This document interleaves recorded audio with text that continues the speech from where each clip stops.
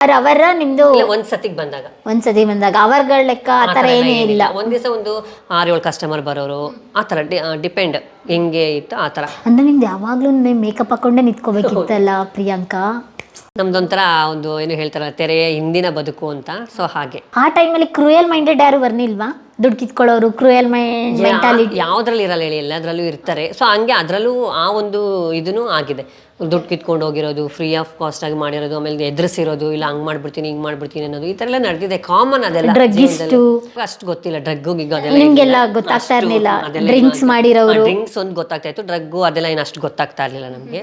So ಆಮೇಲೆ ಹೋಗ್ತಾ ಹೋಗ್ತಾ ಹೋಗ್ತಾ ಹೋಗ್ತಾ ಒಂದೊಂದೇ ಜೀವನದಲ್ಲಿ ಅನುಭವಗಳಾಗ್ತಾ ಹೋಗ್ತಲ್ಲ, ಅವಾಗ ಒಂದೊಂದೇ ನಾವು ಕೂಡ ತಿಳ್ಕೊಂಡು ಹೋಗಿದ್ವಿ. ಯಾಕೆಂದ್ರೆ ಬಾವಿ ಒಳಗಡೆ ಇರೋ ಕಪ್ಪೆ ಯಾವತ್ತೂ ಅಷ್ಟೇ ಪ್ರಪಂಚ ಅಂತ ಅನ್ಕೊಂಡಿರುತ್ತೆ. ಸೊ ಅದರಿಂದ ಮೇಲ್ ಬಂದಾಗಲೇ ತಾನೇ ಗೊತ್ತಾಗೋದು ಆ ಜೀವನ ಅನ್ನೋದು ಅದೆಷ್ಟು ಮಟ್ಟಿಗಿರುತ್ತೆ, ಸಮುದ್ರ ಅನ್ನೋದು ಎಷ್ಟು ದೊಡ್ಡದು. ಇದೆಲ್ಲ ನೋಡಿದ್ರೆ ಯಾವ ರೀತಿ ನಡೆಸ್ಕೊಳ್ತಾ ಇದ್ರು ಪ್ರಶ್ನೆ. ಎಲ್ಲಾದ್ರೂ ಒಂದು ಕೆಲ್ಸಕ್ಕೆ ಹೋದಾಗ ನಾವು ನಮ್ಮ ಎಜುಕೇಶನ್ ತಕ್ಕನಾಗೆ ಏನೋ ಒಂದು ರೆಡಿ ಮಾಡ್ಕೊಂಡು ಹೋಗಿರ್ತೀವಿ. ನಮ್ಮ ಹೆಸರು, ನಾವು ಯಾವುದು ಏನು ಓದಿದೀವಿ, ಹೆಂಗೆ ಏನು ಅಂತ ಒಂದು ರೆಸ್ಯೂಮ್ ಬೇಸಿಕ್ ಆಗಿ ರೆಡಿ ಮಾಡ್ಕೊಂಡು ಹೋಗಿರ್ತೀವಿ. ಅದು ನೋಡಿ ಅವ್ರ ಕೆಲ್ಸಕ್ಕೆ ಬೇಕಾದಂತಹ ಕ್ವಶನ್ಸ್ಗಳನ್ನ ಕೇಳಿದ್ರೆ ಓಕೆ ಕೊಡ್ಬೋದು, ಎಲ್ಲ ಇದು ಗೊತ್ತಿಲ್ಲ ಅಂತ ಹೇಳ್ಬೋದು. ಸೊ ಅವ್ರು ನಮ್ಮ ರೆಸ್ಯೂಮ್ ನೋಡ್ಬಿಟ್ಟು ಇದನ್ನ ನಮ್ಗೆ ಮೇಲ್ಕು ಕೆಳಕು ನೋಡ್ಬಿಟ್ಟು ನೀವು ಯಾಕೆ ಹಿಂಗಾದ್ರಿ, ನಿಮ್ಗೆ ಯಾವ ತರ ಇದಾಯ್ತು, ನಿಮ್ ಕೆಳಗಡೆ ಏನಿದೆ, ನಿಮಗ್ ಮೇಲ್ಗಡೆ ಏನಿದೆ, ಕೆಳಗಡೆ ಮೇಲ್ಗಡೆ ಏನಿದೆ ಅಂತ ಕೇಳ್ತಾ ಇದ್ರ. ನೀವು ಡೇಟ್ ಹಾಕ್ತೀರಾ, ನಿಮಗೆ ಮಕ್ಕಳಾಗುತ್ತಾ, ಈ ತರ ಎಲ್ಲ ಕ್ವಶನ್ಸ್ ಇಂಟರ್ವ್ಯೂಗೆ ಹೋಗ್ಬೇಕಾದ್ರೆ ಯಾಕೆ ಬೇಕು, ನಮ್ಮ ಕೆಲಸಕ್ಕೆ ಅವ್ರಿಗೆ ಏನ್ ಬೇಕು ಅದಷ್ಟು ತಾನೇ ಕೇಳಬೇಕು.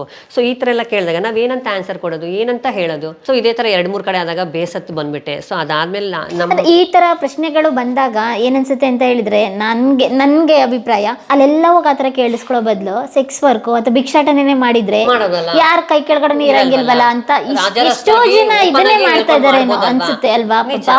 ಕೆಲವೊಂದು ಟೈಮಲ್ಲಿ ನಾವು ನಡ್ಕೊಳ್ಳೋ ರೀತಿನ ಮಾತ್ರ ಹೇಳ್ತಾರೆ, ಬಟ್ ಸೊಸೈಟಿ ನಡ್ಕೊಳ್ಳೋ ರೀತಿ, ಜನಗಳು ನೋಡ್ಕೊಳ್ಳೋ ರೀತಿ ಯಾಕೆ ಹೇಳಲ್ಲ? ಎಲ್ಲಾ ಕಡೆ ನಮ್ಮನ್ನೇ ಬೆರಳು ಮಾಡಿ ತೋರಿಸ್ತಾರೆ. ಈಗ ಯಾರಾದ್ರೂ ಒಬ್ರು ತಪ್ಪು ಮಾಡಿದ್ರೆ ಇಡೀ ನಮ್ಮ ಸಮುದಾಯನೇ ದೋಷಣೆ ಮಾಡ್ತಾರೆ. ಅದೇ ಒಂದು ಹೆಣ್ಣಾಗ್ಲಿ ಒಂದು ಗಂಡಾಗ್ಲಿ ಮಾಡ್ಬಿಟ್ರೆ ಇಡೀ ಅವ್ರ ಸಂಕುಲನೇ ದೋಷಿಸ್ತಾರ? ಇಲ್ಲ. ಹಾಗೆ ನಮ್ಮಲ್ಲಿ ಯಾರನ್ನ ಒಂದು ಇದು ಮಾಡ್ಬಿಟ್ರೆ ಇಡೀ ಸಮುದಾಯನ ದೋಷಿಸೋದು, ಇವ್ರೇ ಅಂತ ಹಣೆಪಟ್ಟಿ ಕಟ್ಬಿಡೋದು. ಯಾಕೆ ಹಂಗ್ ಮಾಡ್ಬೇಕು? ನೀವುಗಳು ಅವಕಾಶಗಳು ಕೊಟ್ಟು, ನೀವುಗಳು ಬೆಳೆಸಿ, ನೀವುಗಳು ಅರ್ಥ ಮಾಡ್ಕೊಂಡ್ರೆ ತಾನೆ ನಮ್ಮವರು ಬೆಳೆಯೋದು, ಮುಂದೆ ಬರೋದು. ಕೆಲವೊಂದ್ ಕಡೆ ವರ್ಕ್ ಪ್ಲೇಸ್ ಅಲ್ಲೆಲ್ಲ ಕೆಲವೊಂದ್ ಟೈಮ್ ಹರಾಸ್ಮೆಂಟ್ ಆಗೋದು, ಕೆಲವ್ರು ಮಾತಾಡ್ದೇನೆ ಇರೋದು, ಕೆಲವ್ರ ಜೊತೆ ಸೇರ್ದೇನೆ ಇರೋದು, ಈ ತರ ಎಲ್ಲ ಮಾಡಿದಾಗ ಎಲ್ಲಿ ಕೆಲಸ ಮಾಡಕ್ ಬರುತ್ತೆ? ಒಳ್ಳೆ ಎನ್ವೈರನ್ಮೆಂಟ್ ಇರ್ಬೇಕಲ್ವಾ? ನಾವು ಕೆಲಸ ಮಾಡೋ ಜಾಗ ಆಗಿರ್ಬೋದು, ನಾವ್ ಏನೇ ಒಂದ್ ಮಾಡಿದ್ರು ಕೂಡ.